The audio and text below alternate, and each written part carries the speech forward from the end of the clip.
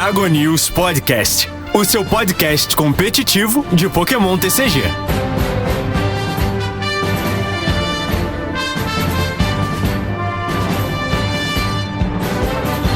Bom dia, boa tarde, boa noite e boa madrugada. Seja bem-vindo a mais uma edição do Dragon News Podcast, seu podcast competitivo de Pokémon TCG.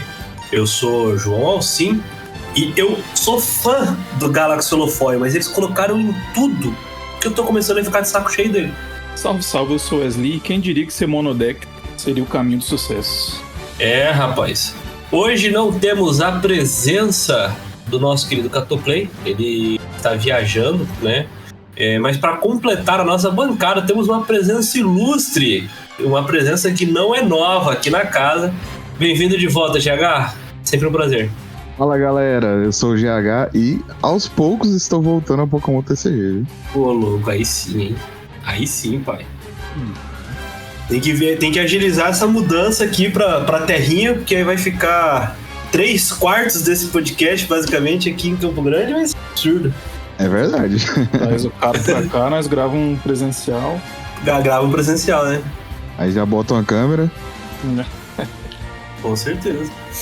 E esse episódio do Dragon News Podcast é um oferecimento da Geek Shop. Entra lá em www.geekshopoficial.com.br, faz as suas compras de cartas avulsas, produtos selados, acessórios e usa o cupom DRAGONEWS5 e você vai ter 5% de desconto. Na hora de fechar o seu pedido no carrinho, você ainda tem a opção de parcelar em 6 vezes sem juros ou pagar via Pix para ter 5% de desconto adicional. Então não esquece, www.geekshopoficial.com.br e o cupom tá aqui na descrição. É isso aí, e vamos para o episódio da semana.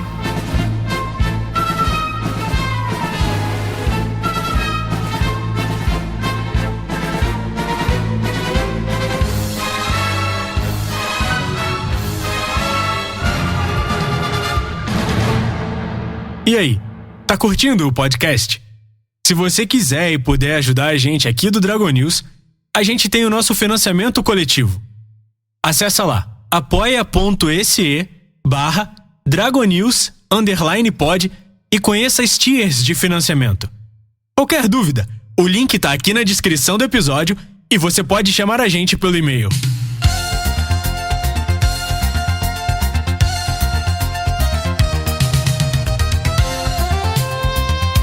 As notícias que a gente tem essa semana basicamente são algumas cartas reveladas da coleção gêmea, né, do mês de julho aqui no Ocidente, Black Bolt e White Flare. Então vamos a elas. A gente teve revelado aqui um Fungus, Pokémon de grama com 50 de HP, básico por uma energia incolor Poison Spore. O Pokémon ativo do seu oponente está agora envenenado. Ele é fraco a tipo fogo, tem custo para recuar 1. E o Fungus evolui para o Amoonguss, também de grama, com 120 de HP, estágio 1, e por uma energia incolor, Dangerous Reaction, 30 de dano. Se o Pokémon ativo do seu oponente está afetado por uma condição especial, este ataque causa 120 pontos de dano adicionais. Por uma de grama e uma incolor, Seed Bomb, 60 de dano seco. É fraco ao tipo fogo, tem custo para recuar 2. E aí, memezinho legal? Me lembra muito aquele... Não sei se vocês lembram, aquele pré-lum com uma hip que a gente teve lá em Sol e Lua. É um memezinho, não sei, nem se chega a ser legal, não. Assim, tá, que é uma energia incolor ali, você pode usar nesses decks de veneno, que tá bem popular hoje em dia em Engine, né? Então, seria um batedor ali, bater 300 em alguma fraqueza, né? Não vai matar muita coisa do formato dos X, né? Será que dá pra dar 2 hits em alguma coisa, pelo menos? O Mochi dá mais 30, né? Mais 40. Dá mais 40. Com o Moti ele mata Zard, né? Moti já tá matando todo mundo. Zard, o Green Snark vai ser popular aí também. Ah, então é 150 mais 40, 190. Ah, dá pra dar 2 hits nas coisinhas e dá pra brincar, então. 2 hits nos Pokémon. Batedor de um prêmio. Não é horrível, não. Pô, eu achei legal. Eu tô... Mas o dano do veneno... É verdade, Dependendo de como você fizer... quanto que dá pra aumentar o veneno? com estádio aumenta mais 2, né? Mais 20 só, aí toma 30 de veneno, porque o outro modificador de dano é o fecharante tentativo. Aí não dá. Ué, eu tinha pensado no estádio. Então. 220 é um número bom, hein? 150, 190... 220, pô. Não é de você jogar fora, não.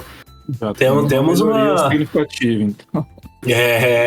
Pode ser interessante isso aqui. Fiquem de olho. Eu acho que é legal. Ele vai ser incomum, então não é... Vai ser bem tranquilo. Pra jogar na liguinha é um contender, hein? O Amuns do presente e o do passado jogando junto. E a gente também teve a revelação da família do Zoroark, né? Um favorito da galera aí, o Zoroark normal.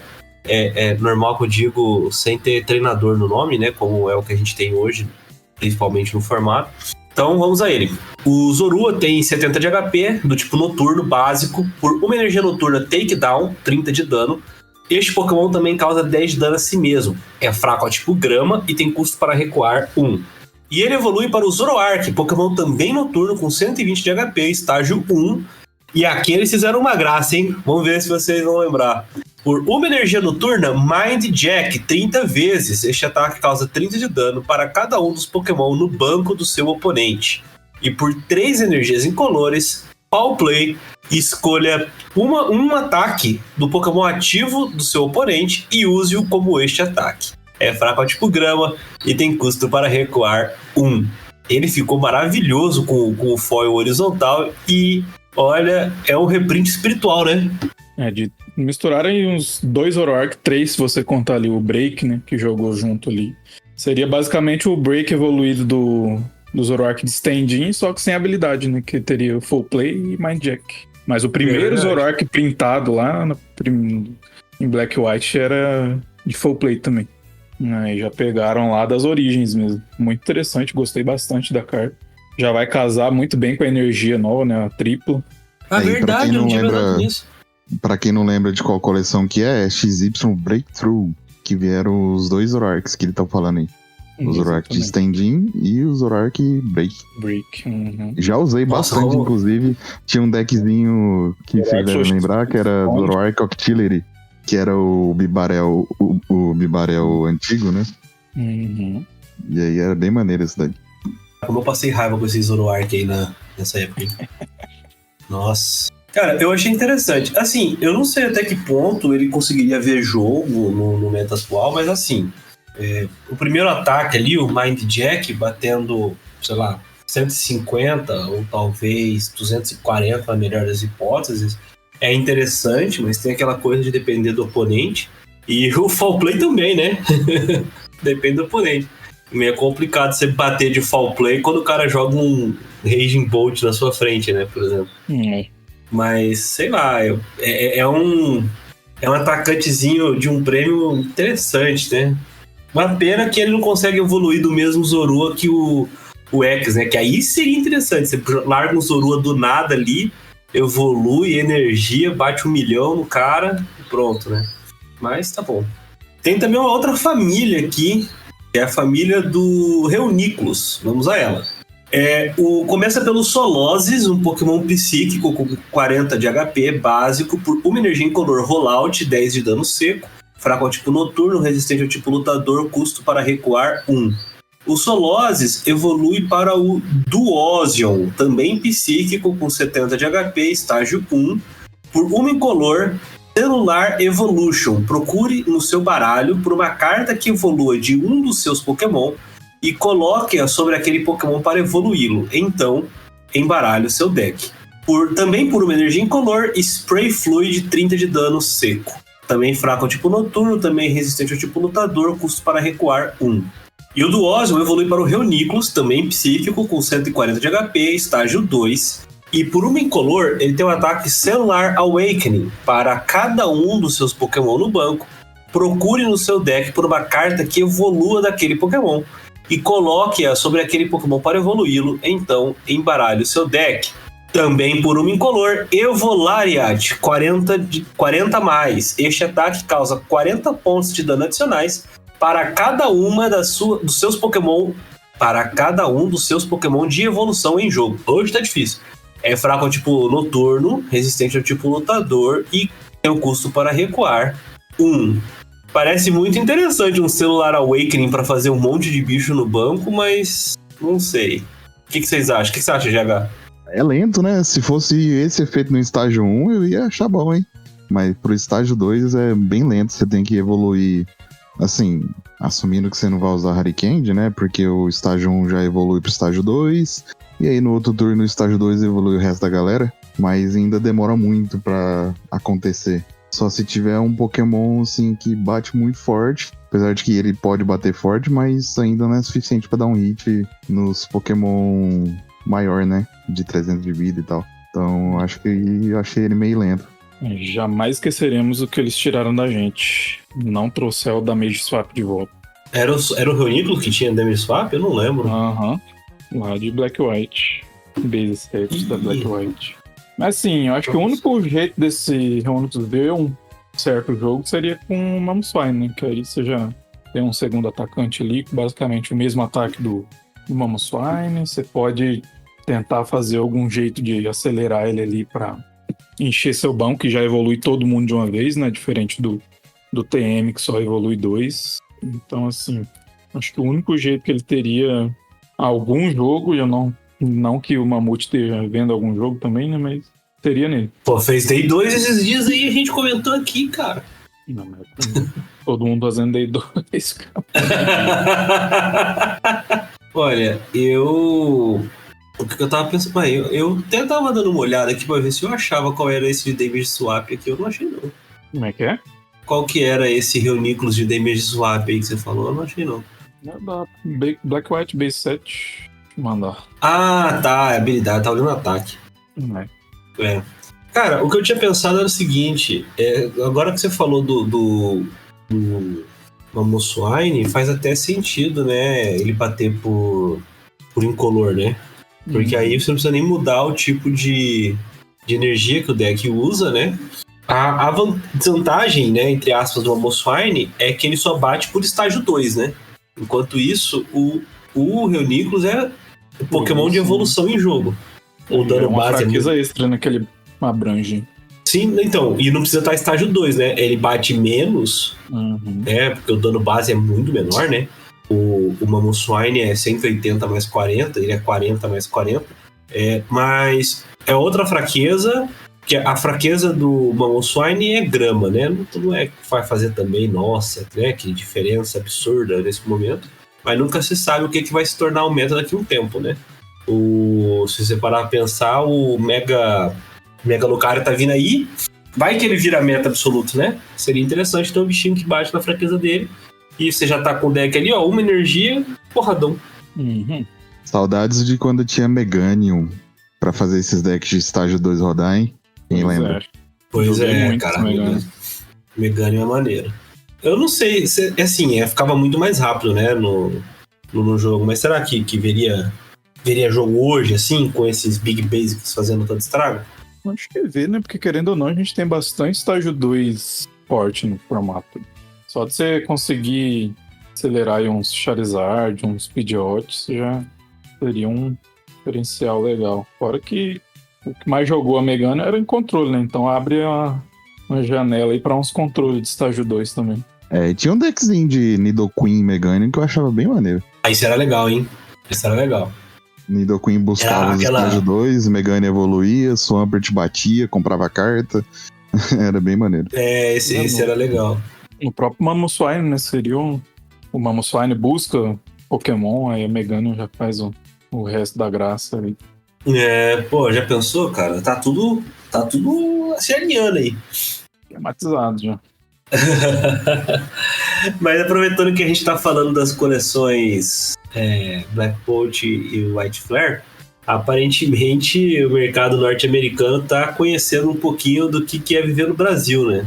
Porque os grandes distribuidores de Pokémon, né, nos Estados Unidos, que fazem chegar nas local game shops por lá, falaram que a quantidade de produto disponibilizada para Black Bolt e White Flare naquele mercado é muito menor, foco no muito menor do que Prismatic Evolutions. e que a maior parte das lojas não vão receber produtos.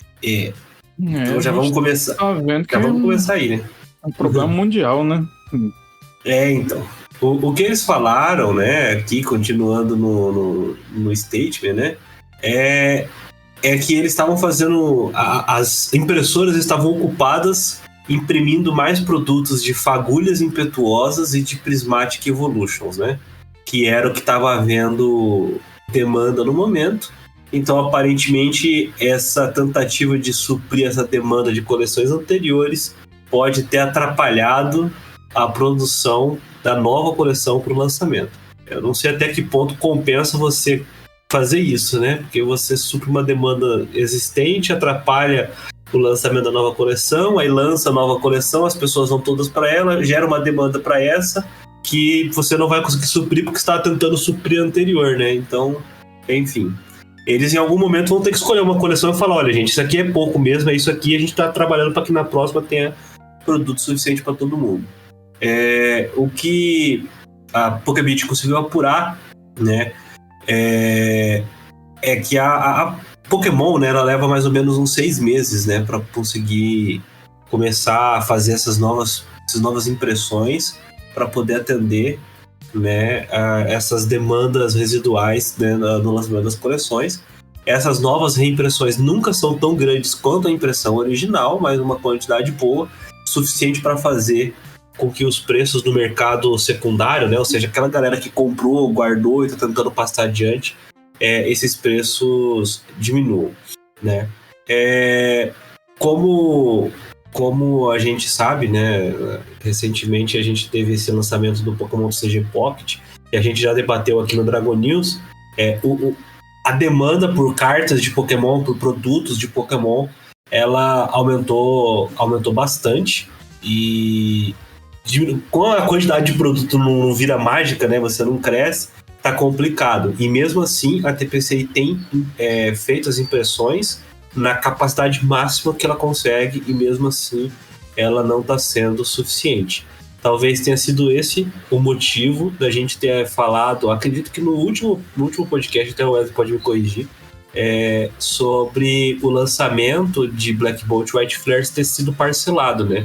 A gente vai ter o lançamento de alguns itens em julho, alguns itens em agosto, alguns itens lá para o final de agosto. Então, provavelmente é para você conseguir liberar espaço na cadeia produtiva para começar a atender essa demanda.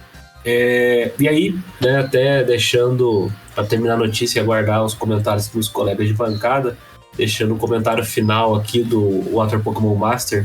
Eventualmente, em algum momento, a TPCI vai conseguir atender a demanda de Black Bolt e White Flare, porque é uma coleção especial com múltiplas datas de lançamento, então eles podem lançar produtos novos ao longo do tempo. Aí até aqui um ponto meu, como a gente viu acontecer com Realeza Absoluta e como a gente viu acontecer recentemente com 5.1. Se você é um colecionador, é sempre melhor ser paciente e nunca sucumbir à FOMO, né? O Fear of Missing Out. Nunca compre os produtos dos scalpers, que eles estão no mercado exatamente para atrapalhar o mercado. Parte do problema que a gente tem é culpa deles. E preste atenção Vocês têm que sempre prestar atenção nesses lançamentos para você pegar as coisas que estão ali de curto período, né? De lançamento curto, mas lembre-se que colecionar é um objetivo de longo prazo, né? Então, você não necessariamente você precisa pegar agora, né? Se pegar a carta daqui a um mês, talvez você consiga um preço melhor. E é isso, eu queria ouvir de vocês. Entra coleção, sai coleção, e a gente tá aí com falta de produto no mercado. Aparentemente não só no Brasil, como também no mercado americano. E estamos numa situação complicada, né? E bota complicada nisso. Cada dia mais subindo aí essa quantidade de gente que indo atrás de produto. A gente vê muito, pelo menos tenho visto muito nas redes aí, influenciadores, né, que não tem nada a ver com um nicho de Pokémon indo atrás de produtos em lojas para fazer conteúdo só, né? Então isso aí também já atrai mais gente, assim, o olhar, né? Principalmente essa galera que trata o jogo, o card game, como um investimento, né? Que compra para revender, ou fica postando só lucro, prejuízo. Eu acho bem, bem nocivo pro card game. E lembrando que o próprio redator da notícia, o Water Pokémon Master, ele comenta que geralmente a Pokémon demora 6 meses para responder a uma demanda. Então, quando tem uma falta de produto, então você pode esperar 6 meses para poder comprar uma nova reimpressão, alguma coisa assim. Mas a gente tá vendo esses problemas já tem algum tempo. Apesar de ser a maior franquia do mundo, a Pokémon ela investe bastante em marketing e criou o TCG Pocket, que só criou mais interesse ainda no Pokémon TCG. Só que ela tem que fazer alguma coisa para suprir a demanda que ela mesma está criando, né? Se ela começar com o mesmo número, se ela continuar com o mesmo número de impressoras, a mesma capacidade de produção, não vai dar, cara. Então ela vai ter que fazer um rolê para aumentar essas impressoras aí. Agora, o que ela pode fazer, eu não sei. Se terceiriza para outro país, que já tem alguma experiência com impressão de TCG, ou realmente compra mais impressoras para poder suprir essa demanda, né? Mas ela não tá conseguindo suprir a demanda que ela mesma tá criando, né? Tem que ter um alinhamento aí na estratégia dela. Pois é, às vezes parece que o jogo tá crescendo e eles não estão acompanhando esse crescimento, né? A gente pode ver isso até mesmo em torneios, né? Que, tá crescendo pra caramba os eventos e parece que eles não veem isso e não sobe o número de vaga ou qualquer coisa do tipo. Também tem uma questão que talvez eles peguem esses locais com muita antecedência, né? Tanto que a gente viu o vazamento de Mundial de 2026 já, ano passado, né? E aí realmente não dá para realocar mais vagas, que nem o GH falou. Se para alguma coisa pontual é 6 meses, né? Imagina para torneios e essas coisas. Deve ter mais tempo ainda de planejamento, né? A gente consegue imaginar que não é de hoje para amanhã que você consegue aumentar a tua produção na casa quando você está produzindo já na casa do 1 bilhão de unidades, né, por ano. Então é algo que leva tempo, mas a gente está vendo essa situação se prolongar já há uns bons meses, talvez anos, né, se você for considerar o que foi o hobby do início da pandemia para cá, né?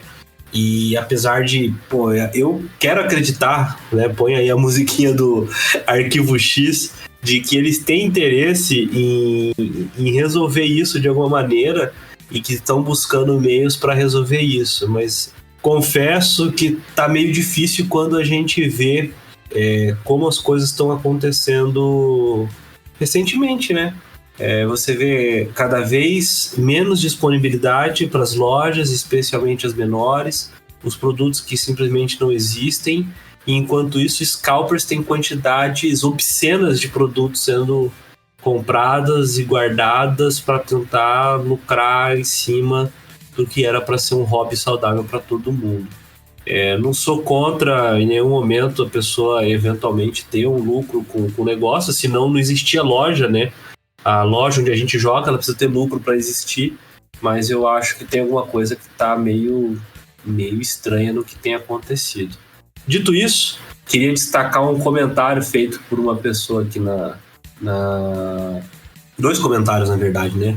Na notícia, tá? O primeiro comentário diz o seguinte, lembrando que a gente está falando que desses lançamentos recentes, né, você não consegue encontrar produtos. E aí a pessoa comentou o seguinte em tradução livre: enquanto isso, você continua vendo forças temporais, evoluções em Paldea, obsidiana em chamas aparecendo em todas as boxes. Passando pro nosso mercado, é o que é coroa estelar, né? Que qualquer produto que você compre tem coroa estelar. Para ser honesto, eu só fico desapontado. Eu lembro que eu poderia ir à Target ou ao Walmart em qualquer dia, e eles sempre tinham uma quantidade boa de produtos. As booster box ficavam lá empilhadas por semanas e meses, e você nunca tinha que correr para conseguir comprar alguma coisa.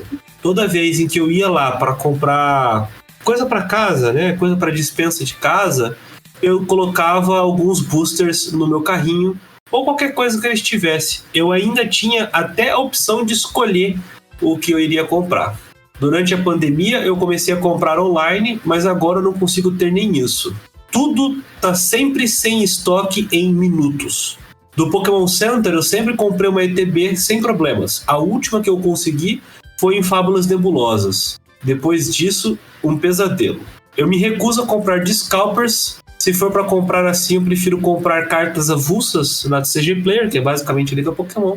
E se for para ser assim, eu preferia até mesmo que a própria TPCI vendesse as cartas como single, para entregar o dinheiro diretamente a eles pelos preços que eles estabelecessem, em vez de ficar alimentando pessoas que estão usando o hobby como um investimento para revendedores e scalpers. Fora isso, aqui no México, eles supostamente começaram a vender as novas coleções no espanhol latino-americano, mas você não consegue encontrar esse tipo de produto em lugar nenhum.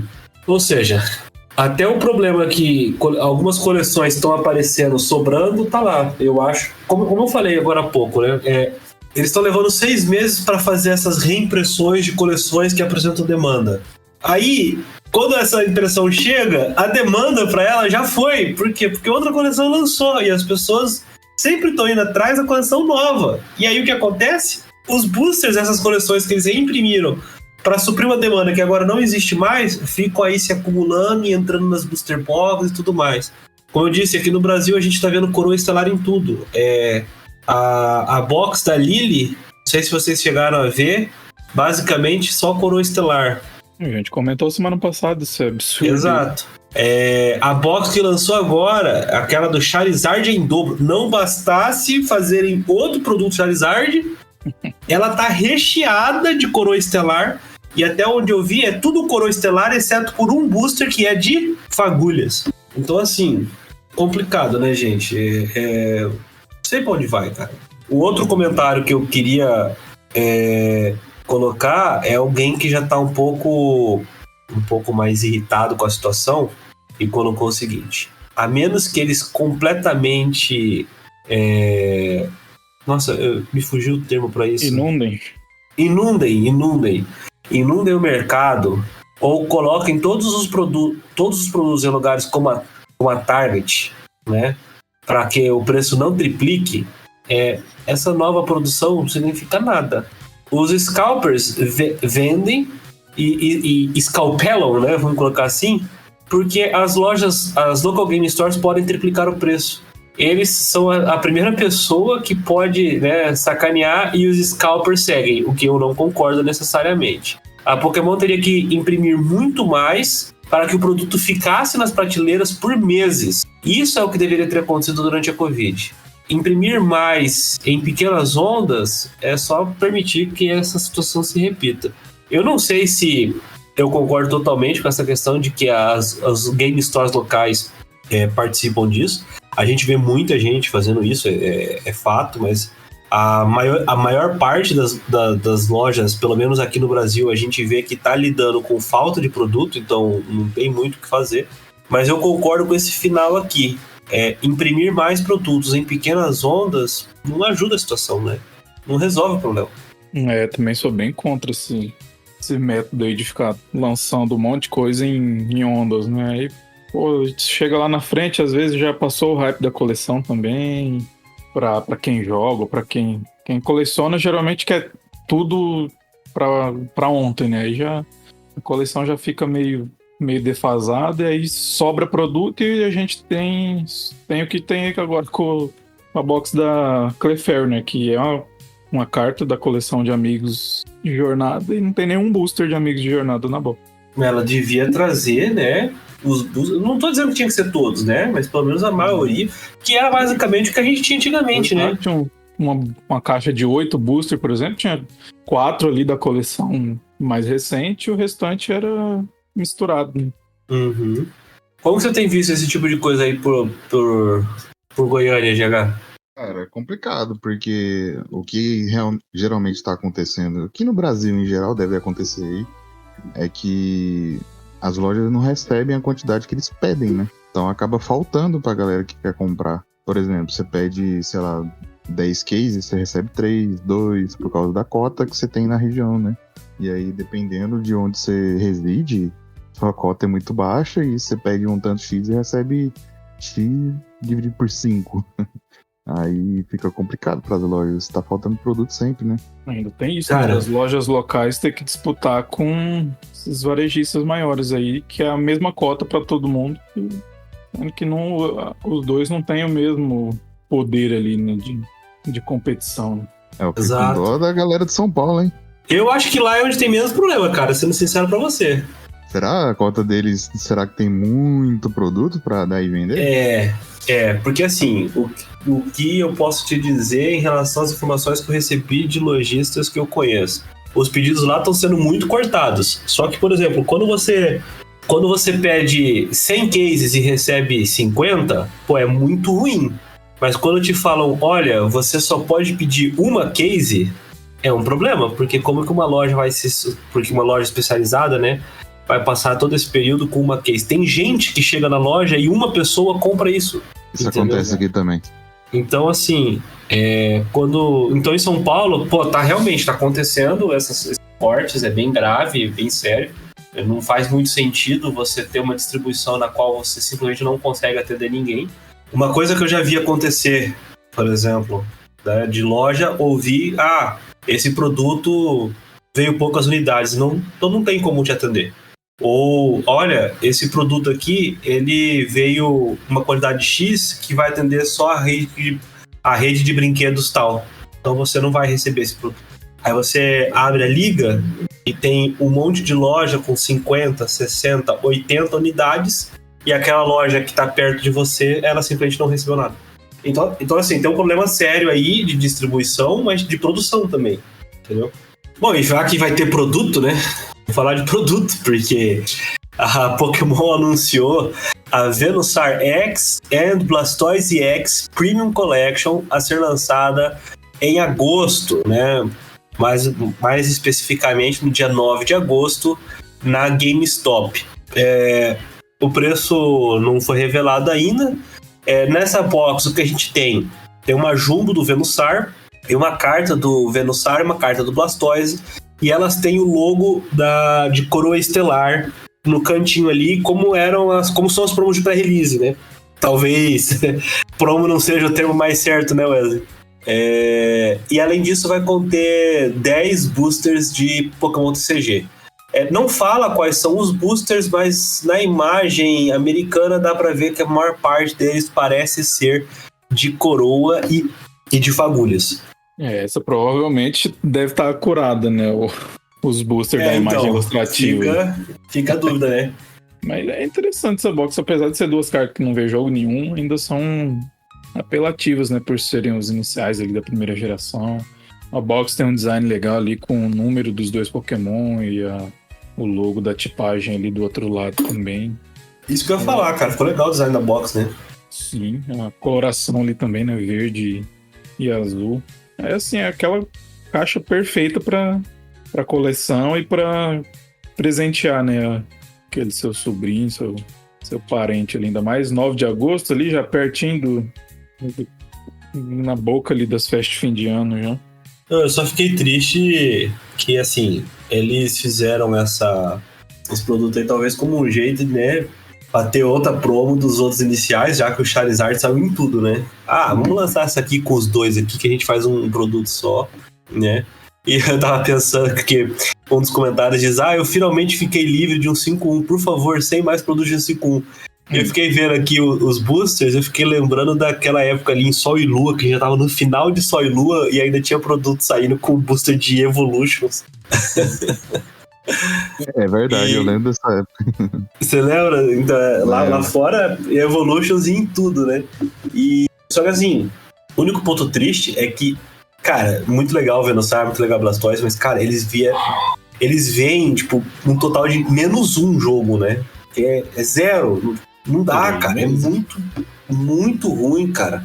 Só que isso aí, esses X com logo de coleção aí, vai abrir margem pra eles relançarem o Charizard X com o logo ali de Paldean Fates, hein? Não duvido, hein? Não duvido. Já posta aquela cena da vaquinha com cara de Charizard lá. E olha, falar pra você, depois de Charizard em dobro, eu não esperava mais nada. esse rolê aí de não ver jogo, algumas pessoas agradecem isso, hein? Porque aí menos gente compra. Tem isso. Esse é isso aí geralmente não se aplica aos Pokémon de canto. Tem isso, né? Os Pokémon de canto realmente tem um fator apelativo muito grande. E... Eles estão carinhos, esses bichos aí? Os normais? Ou eles são X de 5 mesmo? Porque, só pra gente tirar a prova. Da 151, o Blastoise... A arte é diferente, pelo menos? É diferente. É que lançaram 2, né, de cada.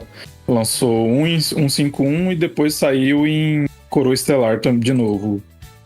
Não, a arte é igual, pô. Não, pelo menos do Venusaur não. A do Blastoise é igualzinha do Blastoise X de Stellar Crown. Porque o de Stellar Crown tá virado pro lado contrário que o de 151, né? Só usar aquele espelhar no Photoshop. Não, é diferente. É diferente. Claro que é espelhado, mas a cara tá um pouquinho diferente ali na angulação, mas a arte é diferente.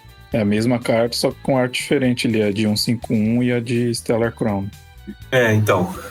Mas a promo da box me parece ser a mesma arte de Stellar Crown. Sim, tanto que tem o logo Stellar Crown. Isso. Não, mas eles são até mais caros do que os X de 5, os X Vanilla da coleção. Então... Quase 20 reais. Quinzão? Quinzão de coroa. 20, né? Que você for pegar o Nearmind. Isso. Estão inflacionando as cartas de 5, hein? Pois é, nem os X de 5 estão 5 mais. Agora o Venusaur, coitado, esquecido no rolê, né? O Nier Mint de coroa é 16 pila. Que dó, cara. Ai, que fase que tá o Corinthians. Gente, aproveitando que a gente tá aqui né, terminando as notícias da semana, deixar alguns pontos de aviso e de interesse. Então, vou passar aqui as notícias rápidas aí nesse bloco para comentar aqui com os meus colegas. A primeira delas é que saiu o setlist de rivais predestinados. Já tem todas as cartas que vão vir para o ocidente, já tem a numeração, tudo bonitinho, tudo certinho. E como é de se esperar e como já é tradição aqui no Dragon News, a gente vai tratar das cartas da coleção, né, os grandes hits da coleção, no podcast da semana que vem. A gente vai selecionar certinho todas elas, as cartas mais importantes da coleção, e vai aqui comentar num episódio gigantesco para você poder curtir na semana que vem. Fora isso, a gente teve o lançamento dos decks da Marnie e do Steven no mercado norte-americano, aquele... League Battle Deck, né? Mudou o nome, né? O Rival Battle Deck, alguma coisa assim. Isso. Rival Battle Deck. Rival Battle Deck. Esse produto foi lançado no mercado norte-americano e ele já está disponível no Live. Mas, atenção, a data de validade para torneios não é igual do Live. Então não é porque tá lá que você pode usar ele no torneio.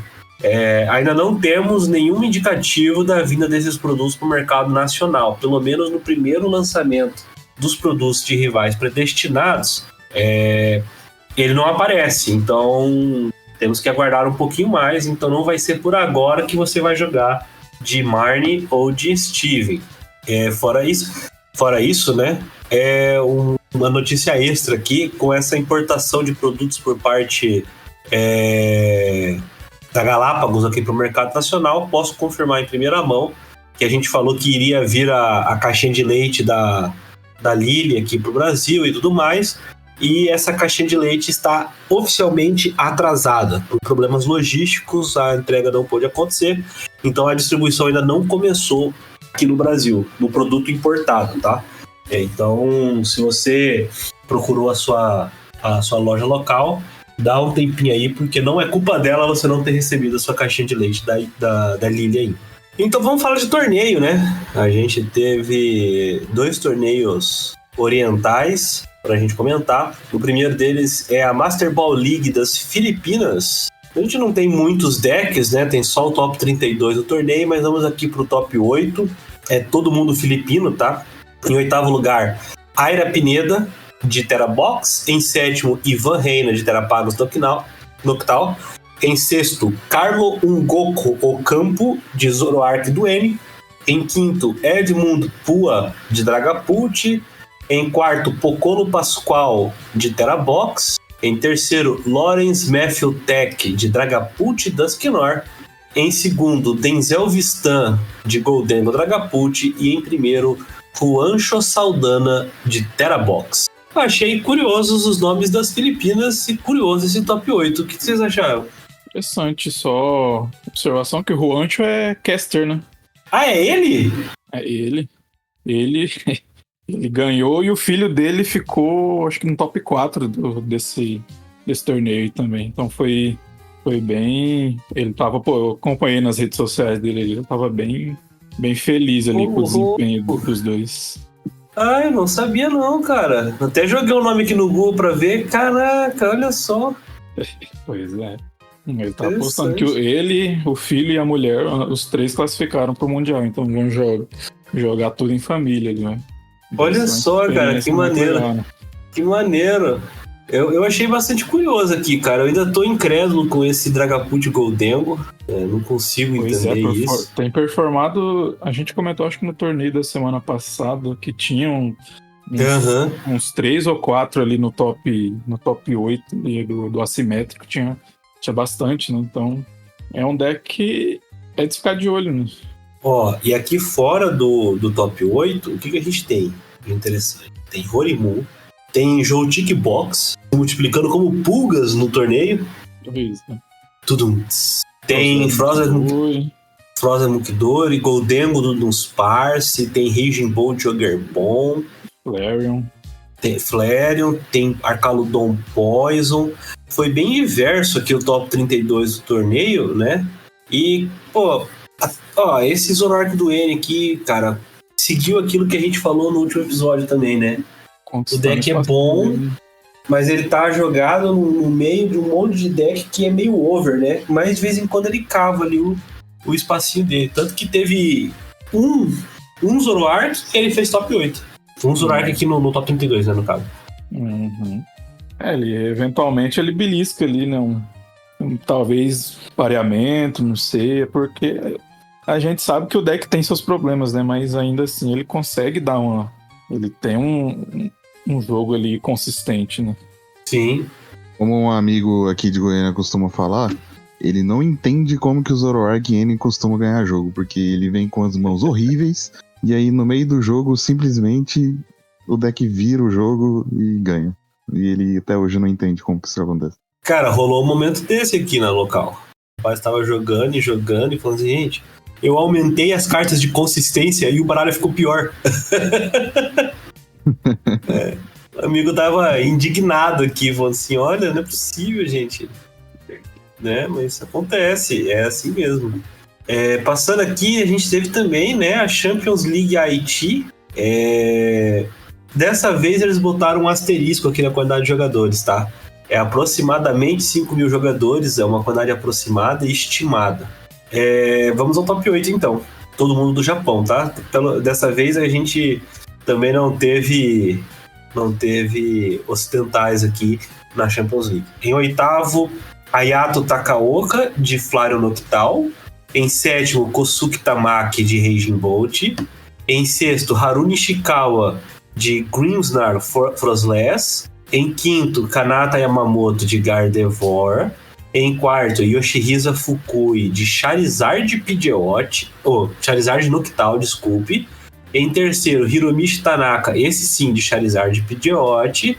Em segundo, Yusuke Koara, de Raging Bolt Ogerpon. E em primeiro, para desespero do Wesley, Joichiro Hiroama, de Dragapult Charizard. Mas por que pra mim desespero? Porque vamos vazar a sua lista? É obediente. Não tem jeito. Esse cara aí pegou aula com Wesley, hein? Fiquei sabendo. Pagou a Masterclass, assinou o Metafy. Decão. Cara, o Charizard Noctal que eu falei ali, até tava dando uma olhadinha. O famoso Terazard. O famoso Terazard aqui com 101 Dusknoir pra fazer uma graça. E é isso, né? Um susto ali pra controlar um Briarzinho. Só pra dar Fala, opa, tava achando que ia ganhar? Olha só o que aconteceu. Esse deck da Marnie aqui tá pegando um pessoal desprevenido, né? Bastante. O City League mesmo tá topando e ganhando bastante. E basicamente é o único deck novo que a gente tem, né? Os da equipe Rocket, nada. O Tord mesmo jogou esse torneio de Mewtwo da equipe Rocket e não conseguiu nem pegar Day2. E o único assim que tá vingando é o Grinsnar, né? Na stream, assim, eu acompanhei bastante. Teve bastante Typhlosion também. Que apesar de ser um deck muito bom, acho que não tem muito gás pra enfrentar esses decks que espalha tanto dano, que move dano, seja com Munkidori ou com o próprio Dragapult, assim.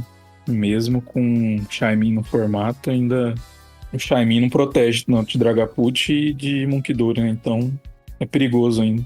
Cara, até aproveitando que a gente só tem o top 16, tem mais 3 Grinsnar com Frostless e 3 deles usaram a mesma lista. Só o 15º colocado aqui que usou uma lista diferente. Fora isso, tem um Milotic Farigiraf, que pegou aqui 12º.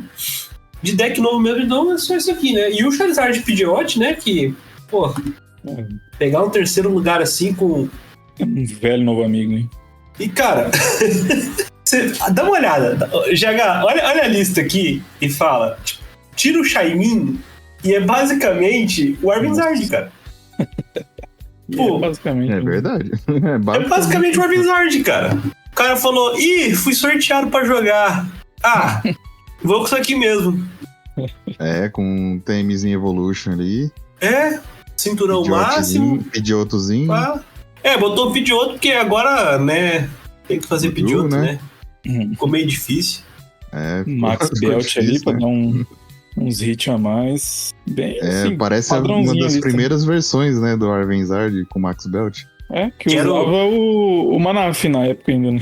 Que entra o Shaymin. Quero destacar que ele usa 2 Charmeleons e nenhum deles é o Charmeleon de habilidade. Pois é. O cara quer bater de hit tackle e é isso. Matar o Budu, né?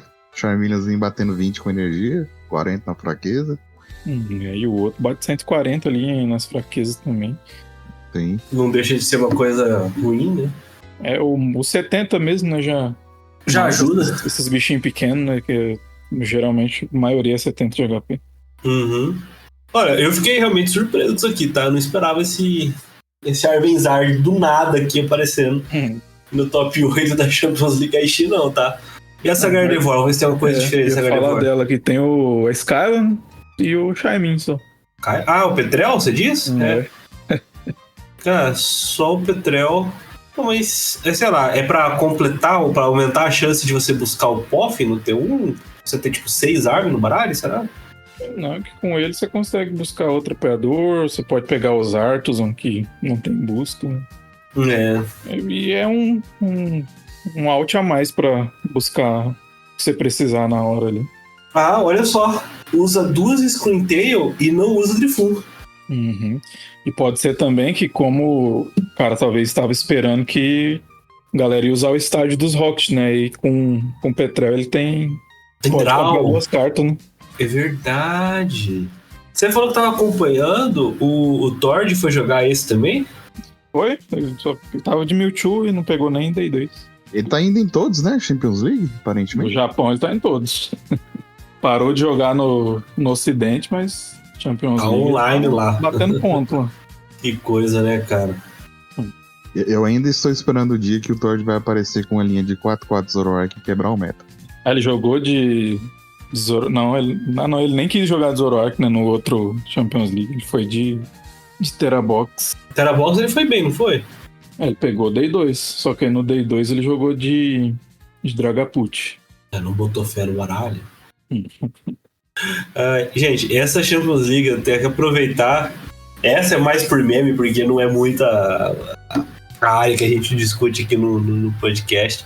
Mas teve uma Champions League Aichi no expandido japonês. A gente só tem o top 16 e 13 dos baralhos do top 16 são o Regidrago V-Star. Você não ouviu errado. Tem 13 Regidragos V-Star no top 16 da Champions League AIX expandido. Aparentemente, cada um tá com uma lista diferente, porque eu não tô encontrando nenhum com lista repetida aqui. Mas olha, gente. De 13 registrados no universo de 16. É muito opressor no expandido. De 800 mais ou menos jogadores aí nesse expandido, deve você ter o que? Uns 90% de... Tinha saído uma estatística dele. O bicho tá um absurdo. Só o fato de você conseguir roubar turno com o Dialga, que é dragão, né? Já faz ele ser um deck absurdo, né? Desbanca ali aqueles decks que a gente sabia que eram absurdos no expandido, tipo o Lugia, por exemplo. Isso que me surpreendeu, sabe? Simplesmente... A gente tem os 3 decks, né, pra completar aqui. É Iron Thorns com Archeops, Lugia com Archeops e, para minha surpresa, Slaking com Vileplume. É que o melhor jeito de lidar com Regidragon expandido aí tem Loki. Então, o Odisha e o Vileplume é a melhor resposta mesmo. É a melhor resposta até a página 2, né, colega? Porque o cara perdeu o top 8. Pegou o 7º lugar ali de 800 cabeças, tá? Não, eu sei. É que, pô, num top 8 que o cara tá com o counter dos outros 7 decks, eu esperava que ele fosse mais pra cima, entendeu?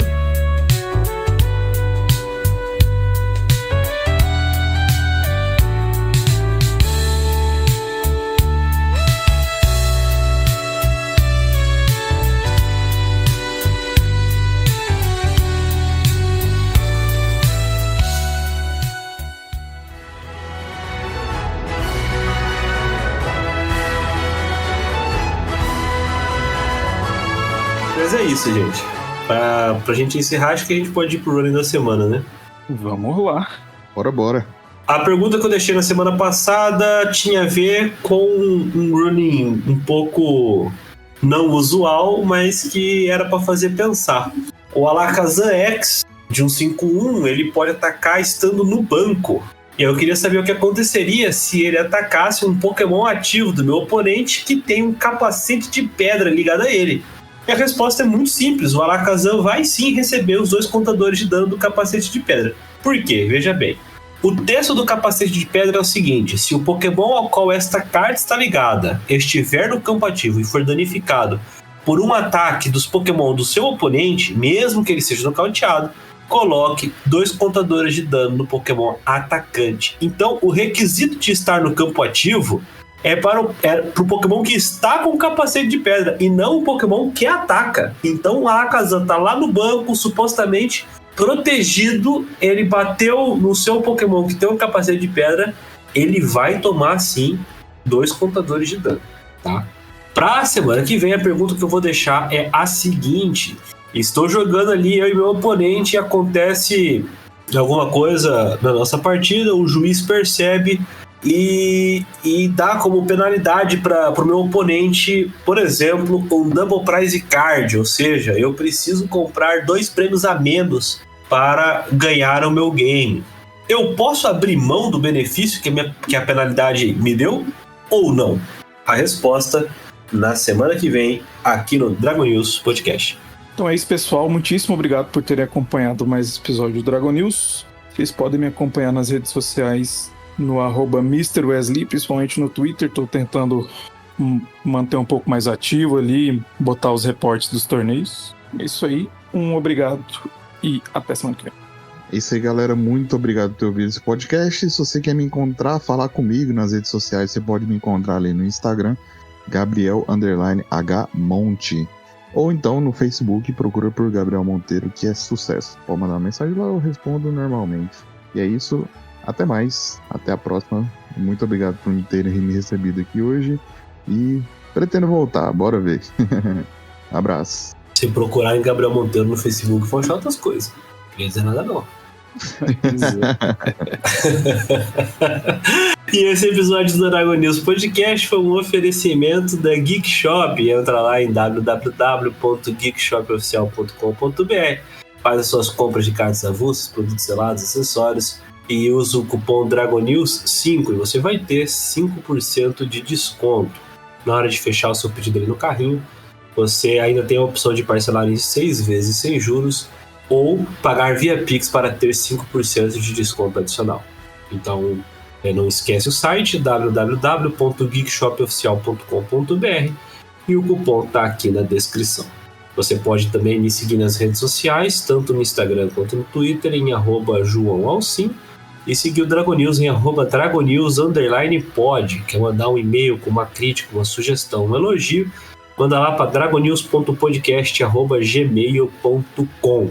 Antes de encerrar, quero deixar um abraço para os apoiadores que escolheram contribuir com a manutenção do projeto Dragon News Podcast, em especial para Thiago Conforte, Vitor Augusto Cerveira, Robson Xavier, Thiago França, Nelson Barros e Laura Ramalho.